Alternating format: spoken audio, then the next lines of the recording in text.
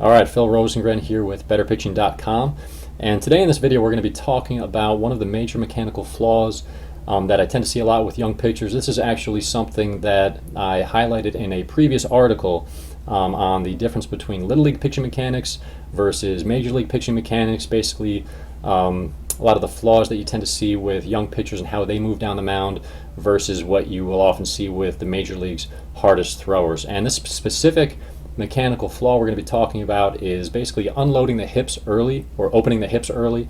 Another way to think about that is not properly loading the hips in your stride phase of your pitching delivery. And this is something I see very often with young pitchers. They tend to want to create momentum with that lead leg by getting a big leg lift and then swinging it out. And in the process, when they swing that leg out, basically opening the front foot and front knee towards home plate early, they unload their hips early, and by not staying loaded with their hips, they lose that ability to get real good powerful hip rotation in their delivery, which is real important for power. And what you see with hard throwing Major League pitchers is they stay nice and closed off with their front side, really load up their hips well as they move down the mound.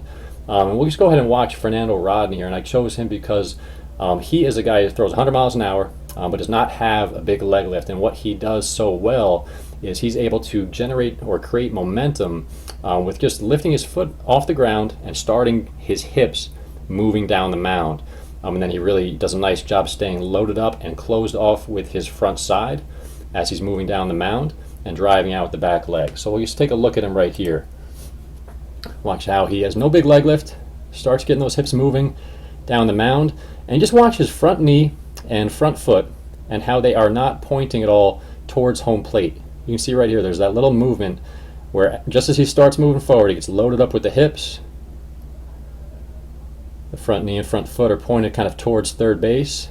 That's a loaded up position there with the hips. The knees are kind of together. Where that front foot is as far as being pointed out towards home, or some guys will keep it closer to the back foot as they move out. That's not the key. The main thing is where sort of the knees are in relation to the center of gravity. Still closed off with his hips, with his knees. That front foot doesn't begin to open until very late.